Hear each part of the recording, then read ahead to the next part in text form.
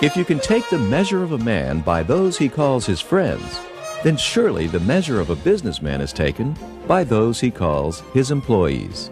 According to the men and women who work at Bollinger Shipyards, Boysie Bollinger measures up pretty well.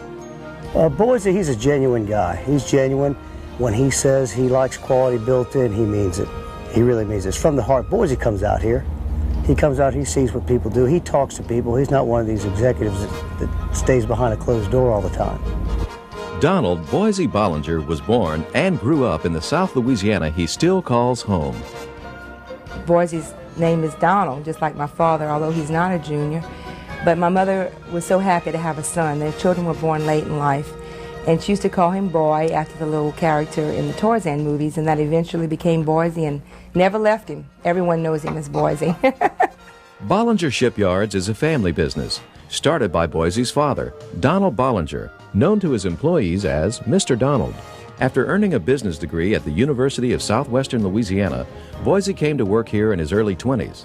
Today, he's chairman of the board and CEO of this full-service marine construction and repair company. Without his own innate abilities, there's a high probability that Bollinger Shipyards would not even be here today. Without his own initiative, the company possibly would not have survived the downturns in the mid and late 80s in the oil field. Based in Lockport, Bollinger Shipyards is the area's largest employer, but the company's impact is felt far beyond its headquarters. For example, United States Coast Guardsmen will patrol America's shores in Coast Guard cutters just like this one, built right here.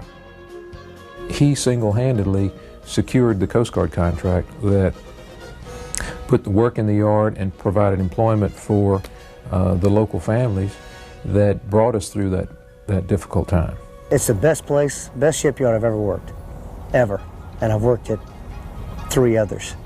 They take a lot more pride in what they do individually. It's not just a job for a lot of them. They put their heart and soul into it.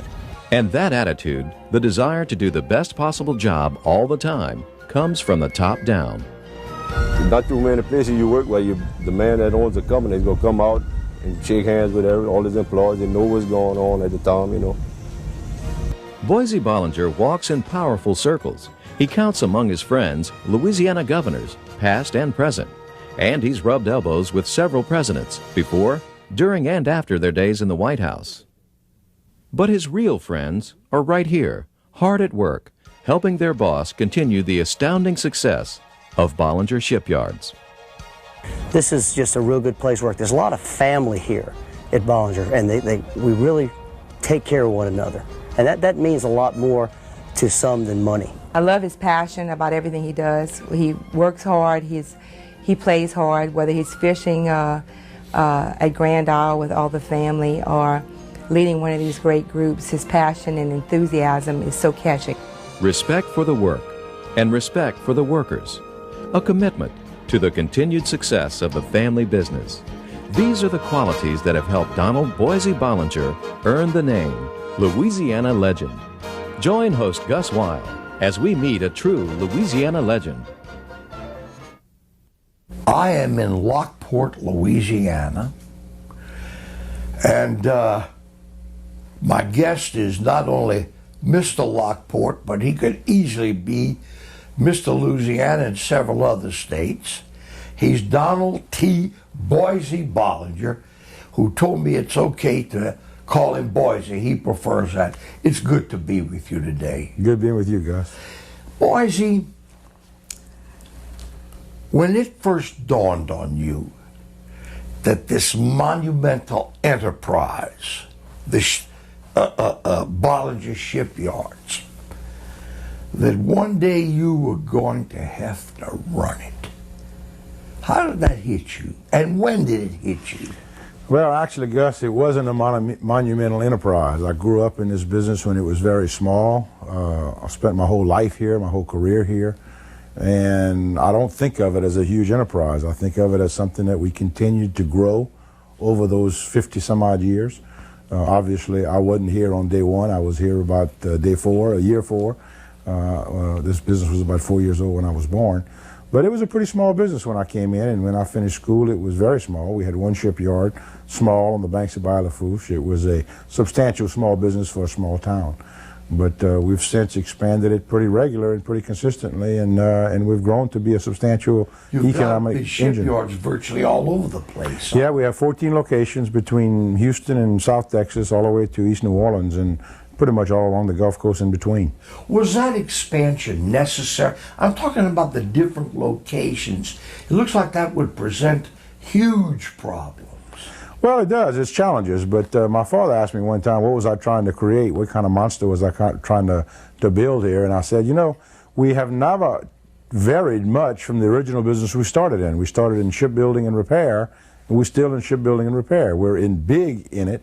We're very large in repair. We have 12 locations that do repair work with 42 dry docks, which we're by far the largest in the country, doing the size ships we do in the repair business. But we didn't set out necessarily to be the biggest. We just set out to be the best. And of course, we found opportunities that we thought would better serve our customers, and we took advantage of those and continue to grow our abilities to help our customers. How many employees do the shipyards have? We have probably close to 3,000 now. Among them, you have a large number, and this is quite interesting, of naval architects. Well, we don't have a large number of 3,000, but we have a large number of naval architects. By design, we're in the shipbuilding and repair business, and it takes that type of engineer to do a lot of the work. We also have mechanical, structural, electrical, motion, sound, on in engineering. We're very lucky, very, very lucky to have a great school of architecture, naval architecture at UNO. And most of our graduates come from UNO, so we're very fortunate to have it right here in our backyard. You went, of course, to my old hometown, Lafayette. You're a Southwestern graduate. Yeah, actually, my sisters and I all went to Lafayette. It was my father's idea of us going away to school, and of course, in those days, the highways were pretty weak in Louisiana. It was a pretty good trip to go to Lafayette from Lockport. So actually, we took the train quite often. Really? The train, we'd go to Shreveport and catch the train and take the train to Lafayette to go to school.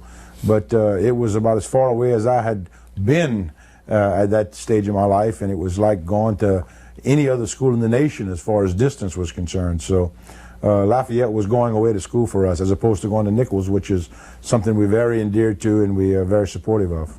Boysie, you said something that really startled me, and anything about Louisiana I love to hear. You told me that we're one of the largest shipbuilding states in the nation. Yeah, you don't think about it because you think of the Newport Newses in Virginia, or the Bath Iron Works in Maine, or the NASCOs in San Diego being shipbuilding companies because they're very large in one location, or Ingalls and Pascagoula. But when you think about it, the shipbuilding is twofold. One is the ships that are built for the Navy and the blue water ships that transit the oceans hauling freight. And we have a shipyard here, Avondale in New Orleans, that's extremely large and strong amongst its competitors. But when you think about the shipyards that we're compared to, we have the Mississippi River, the Port of New Orleans, the Gulf Intercoastal Waterway, the Central Gulf of Mexico, which supports all the oil and gas drilling, basically that's offshore in America. You have a tremendous number of shipyards that support that activity. And that's all based in Louisiana. Fourchon has become the port for deep water drilling in America. So consequently, a lot of activity surrounds this geographic area, and Louisiana is the epicenter of it. My goodness, you mentioned Fourchon, which to men, you know, this program is seen statewide. A lot of folks will have no concept of where you're even talking about, and yet it plays such a role in that industry. Gus, I just finished spending chairman of the Port of New Orleans. Yes, sir. So I'm very familiar with ports, and it's amazing, in the port professionals that I deal with at the Port of New Orleans are amazed constantly when they see the activity surrounding Port Fourchon. They're amazed, number one, that we have no real highway system or rail system to support it, and yet the activity and the growth in that port is phenomenal. Let's talk for a moment about a subject that's very distant to you, and I know I'm coming up with politics. Boysie, how'd the family get so, I'm going to use a cuss word, damn deep into Republican politics? Well, actually, it didn't start out as Republican politics. My father ran for the Senate twice unsuccessfully as a Democrat, and switched over actually in the early 60s to become a Republican. That was not an easy decision. There were no Republicans. But we always felt, and he always felt, and he endeared it to his family, that we should have good people in office. And if you weren't willing to get behind good people, you had to live with the government you had. So he very much was focused on it, and we have all been very focused on it. You're interested in it. I'm very interested and been very involved in politics, but primarily from trying to get good people elected. And actually, after that, I'm very disappointed. Often they want you to help them. I would like to just let them get elected and let them leave me alone because I could do better running my business. Believe me, you will never be let alone. That's one guarantee I can make you. What kind of guy was Ronald Reagan? What'd you think of him? Ronald Reagan was probably the most charismatic president I've ever been around, or person I've ever been around. I've known a number of presidents, and most of them have been just people like you and I, but when you walked into a room with Reagan, you were somewhat mesmerized just being in his presence. He commanded that. He commanded respect. You would kind of fumble on words when he asked you a question because you just was speaking to a guy, at least in my case, that I had a tremendous amount of respect for, a guy who had unbelievable vision for America, where he wanted to bring it. And he didn't worry about the details too much. He made sure he had a good team around him, and he did. I mean, he was very successful as president as far as bringing an end to the Cold War, reestablishing people's pride in America. How about President Bush, the father I'm talking about? President Bush and I became very good friends, primarily when he was vice president. It's a role that he was very personable at, and we became very. He came to Lockport actually, really? And did a commissioning of a fleet of boats we were building, and we got to be good friends. And obviously, I got to be friends with his son during his tenure as vice president and president. Now, but Bush was a guy that you could sit with like we are and tell jokes or sit around a campfire and shoot the bull, and you didn't have that mesmerizing feeling. He wanted to know what you thought. You told him how you felt. It didn't matter if he agreed or not. You'd get in debates with him. He was just a real good guy. But President Reagan kind of set you back in your heels. President Reagan was mesmerizing as far as he had a presence about him, I think is the best word to use. Now tell us about the present President of the United States, whom none of us know. You do know. What kind of guy? He's an amazing guy. I mean, George Bush is probably one of the few presidents who never really thought about being president. And I truly believe that. I mean, he had no intention after his father left office, I think, to become president. He was very interested in running his baseball team. That was his goal in life, to be a manager of a professional baseball team. And of course, when they sold the team, he lost his job. Saw maybe an opportunity to get involved in politics. He had only run for Congress once in the 70s and lost. And as opposed to Al Gore, who he ran against, they both ran for office the first time in 1976. Of course, Gore won and Bush lost. And it was amazing that their lives basically paralleled each other for their whole career, but Gore was in politics, Bush wasn't until he became governor of Texas. What kind of guy is he to be with? He is very relaxed to be around. I mean, he's more so than his father. Of course, we much more peer in age. Yes. And we have a lot of the same likes and dislikes. We've spent probably more one-on-one time together, having interesting conversations, actually. Again, I met George Sr., George Bush. We call him Bush 1 and Bush 2. Bush 1 when he was vice president, so he was already an extremely important role in America and in politics, one that very few people get a chance to be in, vice president, as opposed to his son, who I got to know while he was vice president and president, but he was kind of like us, an ordinary Joe who obviously had a very famous father, but didn't consider himself to be anything that none of us were. And actually, I think he's still like that as president. Obviously, he has a lot more security. He has a lot more issues to deal with, but whenever I see him, he treats me just like a Boysie. He calls me Boysie. He'll come across the room if he sees me in a room to make sure that I'm greeted properly and seen properly, and he just makes you feel very, very warm and friendly. And that's the kind of person he is, sincerely. Did you ever, and you're in Washington a lot because a lot of y'all's business emanates with the Congress and the Defense Department. Did you ever get to meet or get to know President Clinton? No. You never did? Never met him one-on-one. Never. And actually, I had a number of opportunities that weren't convenient. No, nor did I have a huge desire to meet him. I understand. Now, how about Dick Cheney? Dick Cheney, actually, I was chairman of Cheney's campaign in his short-lived run for the presidency when Bob Dole ran. I had a great admiration of Cheney watching his career, got to know him fairly well when he was Secretary of Defense under Bush, and obviously liked him enough to support him for president when he ran. Of course, he had a few health problems at the time, decided he wasn't going to make that race, and I didn't see him much. Then he became chairman of Halliburton. Halliburton at the time was a very good customer of ours, and we had a number of ongoing relationships with him. So I stayed in touch with him through that period. And of course, I was very elated when now President Bush picked him as his running mate.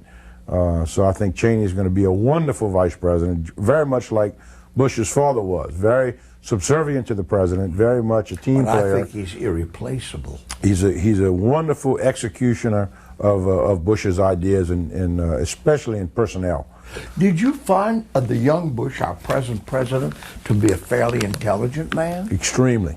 You see, that's the part that either we've been brainwashed and that's possible. That's my trait. Well, Gus, when you think about it, even in the campaign, I was having a conversation with some of your cohorts. Everybody expected Bush to blow up and make the mistakes and lose the election. And on the contrary, Gore is the one who blew up, made the mistakes, and lost the election. Gore had a lot of errors, but Bush almost had a flawless campaign. He never lost sight of his vision. He was very committed, and he's a very strong leader. He expects loyalty and demands loyalty. He doesn't mind changing people out if they're not carrying that load. He will. And of course, his success as a leader is going to be surrounding himself with good, functional people. And I'm proud to have supported him, and I'm proud to be his friend, and will support him and continue to support him. How about Mike Foster? Mike's a character. He's a wonderful friend. We got to know each other basically fishing together. And you say you're a little better at it than him. I said shooting. Oh, you were I'm better a lot hunter. better fishing than he is. I'm a little better hunter than he is. I told you I was going to tell him. I have to take a little advantage on age on that one. He'll get a kick out of that. I have found him to be a delightful man, and I think he's been a hell of a good governor. Honest. Painfully. And so is Bush. You know, one of the things I admire about Bush is he doesn't tell you what's political expedient. He tells you the facts and the situation he has to deal with, which is sometimes what the American people or the Louisiana citizens don't see, all the facts surrounding the decisions that the chief executives have to make. Mike Foster has been wonderful about making the hard decisions, not worrying about loyalty, very much like Bush in that regard. If somebody's not willing to toe his line, he needs to find somebody who's willing to toe his line. So he Those doesn't mind guys changing. really don't have time to chase after anybody. I'm sure you don't within your own enterprise. Exactly. What are your hobbies? How does Boysie Bollinger relax? Actually, I like to fish and I like to hunt, but like we were talking earlier, Gus, you know, I've kind of overcommitted myself at some time. I love running this business on the one hand, and I'm very civically involved. And you're the head of so many things, and you're on so many boards. I think the thing I've enjoyed the most of all the things I've led is the D-Day Museum. It's a wonderful tribute to the greatest generation. It's amazing how much I've learned about what those people sacrificed for our freedom, and I can't go to that museum without running into World War II veterans and watching them react to their families. And in many cases, 55 years later, having them speak for the first time to their families about their experiences in World War II. That's been an extremely fulfilling job I've had. But the dock board has taken a lot of my time. I've enjoyed that. I'm chairman of the Business Council in New Orleans. New Orleans has a lot of issues always on the table that I have to be involved with. So leisurely, I guess I like it because I keep doing it. But I'm chairman of the Nicholls University Foundation. And I love Nicholls and Dr. Io. I'm just crazy about him. Dr. Io's done a wonderful job. They're dear friends. He's going to be here at 1 o'clock, actually. And they've turned into a heck of a school. And it's been a very good school. For our area, obviously, it's a rural school, but we're a rural business. And so having that close to home availability is just wonderful. Do you hire many of their graduates? As many as we can. Really? We have scholarships there. We endowed a chair there in business administration, and we have a number of scholarships we give to Nicholls. So we're very, very active. We also elated that they have a culinary school, John Falls Culinary Institute at Nicholls, which has been wonderful for this rural area, producing some great chefs. All the restaurants got better. They were already good, but they all got better. And you and I know we have the best food in the world. That bar none. None. My son lives in New York. He told me he hasn't had a good meal since he left here. Sauce piquant, gumbo, and such like.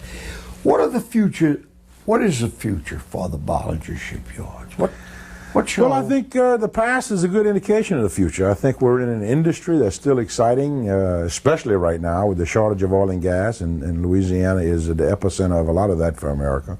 So I think in the oil and gas side, we have a bright future. I think the military side, we have built every patrol boat that's gonna have built every patrol boat owned by the Coast Guard and every patrol boat owned by the U.S. Navy. So that means we've built every patrol boat owned by the U.S. government. How many have y'all built? We will have built 115 right here on the banks of Bayou Lafourche, and nobody thinks of us even as a patrol boat builder.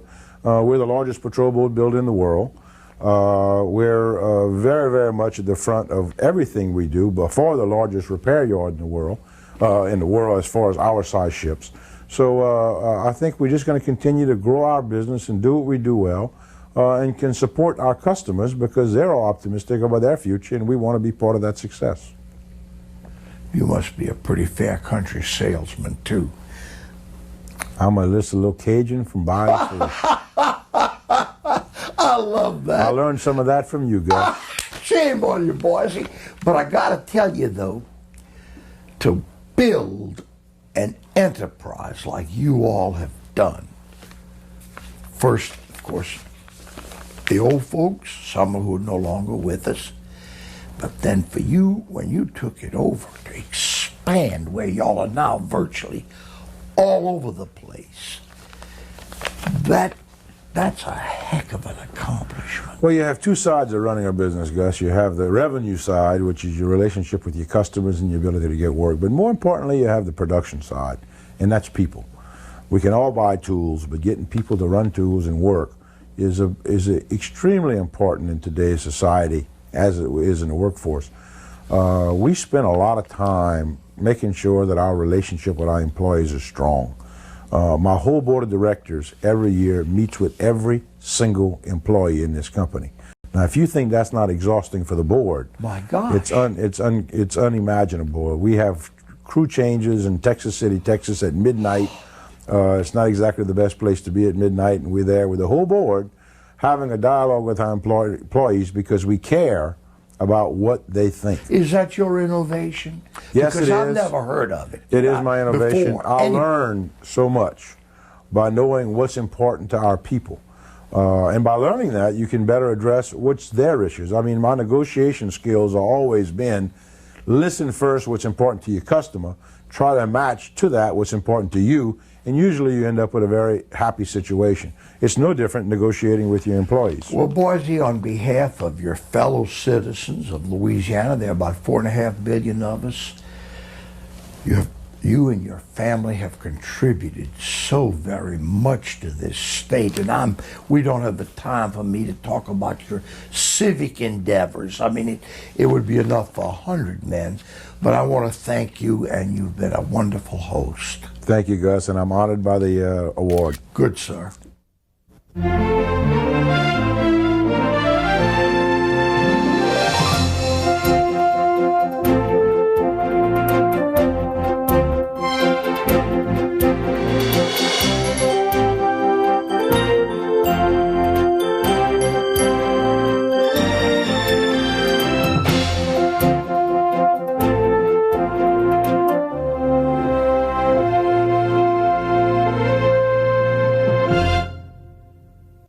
Louisiana